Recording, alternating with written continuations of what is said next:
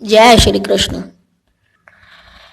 कर्म क्या है और अकर्म क्या है, इसे निश्चित करने में बुद्धिमान व्यक्ति भी मोहग्रस्त हो जाते हैं। अतः मैं तुमको बताऊंगा कि कर्म क्या है, जिसे जानकर तुम सारे अशुभ से मुक्त हो सकोगे। तात्पर्य: कृष्ण भावनामृत में जो कर्म किया जाए वह पूर्ववर्ती प्रमाणिक भक्तों के आदर्श के अनुसार होना चाहिए। इसका निर्देश 15वें श्लोक में किया गया है। ऐसा कर्म स्वतंत्र क्यों नहीं होना चाहिए, इसकी व्याख्या अगले श्लोक में की गई है। कृष्ण भावनामृत पर कर्म करने के लिए मनुष्य को उन प्रमाणिक पुरुषों के नेतृत्व का अनुगमन करना होता है जो गुरु परंपरा में हो। जैसा कि इस अध्याय के प्रारंभ में कहा जा चुका है, कृष्ण भावनामृत पद्धति का उपदेश सर्वप्रथम सूरदेव को दिया गया, जिन्होंने इसे अपने पुत्र मनु से कहा। मनु ने इसे अपने पुत्र इक्ष्वाकु से कहा और यह पद्धति तब से इस पृथ्वी पर चली आ रही है।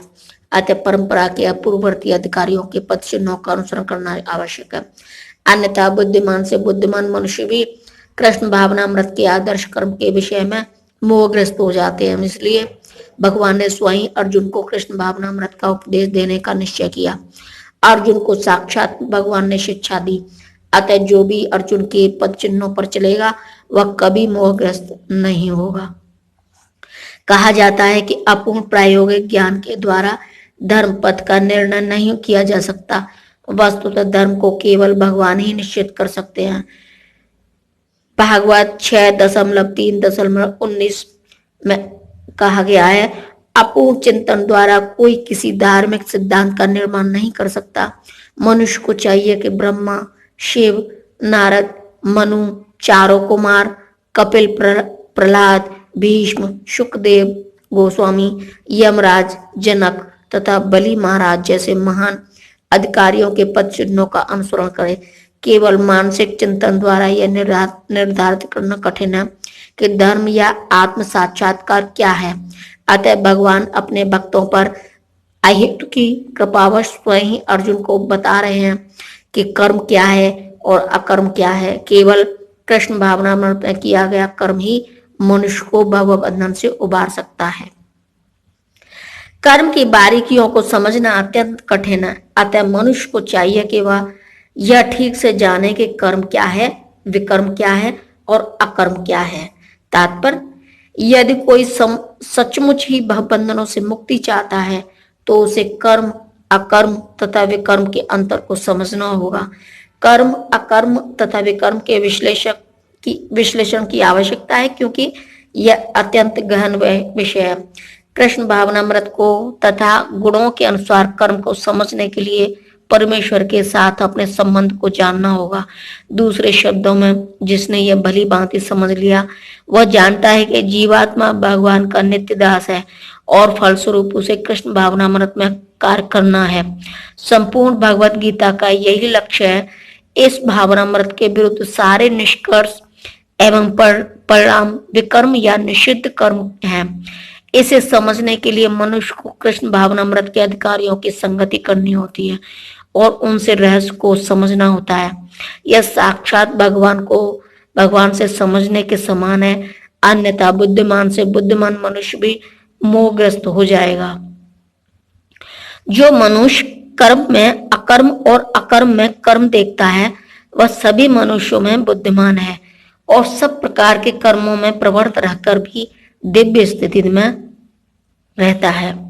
तात्पर्य: कृष्ण भावनामृत में कार्य करने वाला व्यक्ति स्वभावतः कर्म बंधन से मुक्त होता है।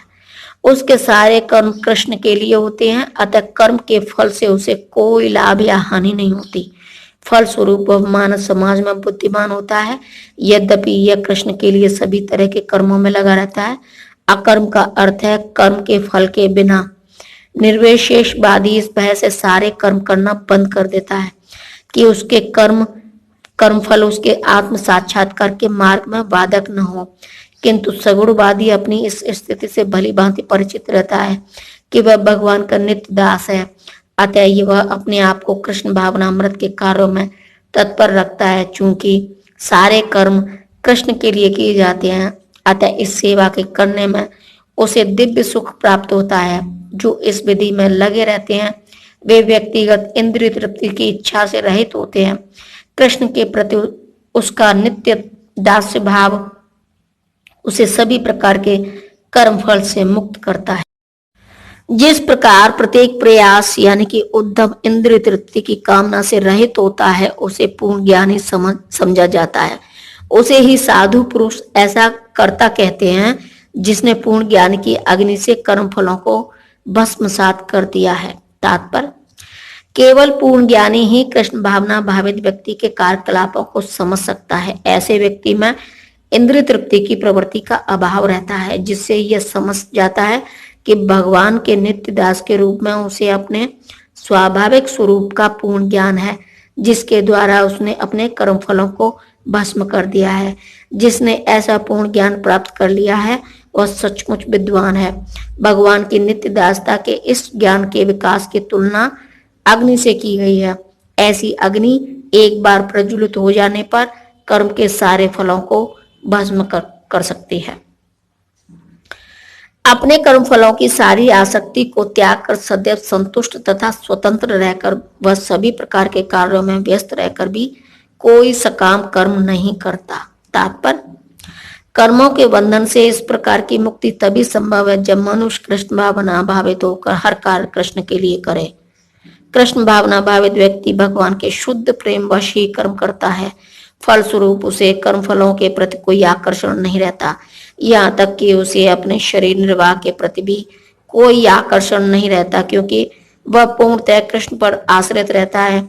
वह न तो किसी वस्तु को प्राप्त करना चाहता है और न अपनी वस्तुओं की रक्षा करना चाहता है। वह अपनी पूर्ण सामर्थ्य से अपना कर्तव्य करता है और कृष्ण पर सब कुछ छोड़ देता है। ऐसा अनासक्त व्यक्ति शुभ अशुभ कर्म फलों से मुक्त रहता है, मानो वह कुछ भी नहीं कर रहा हो।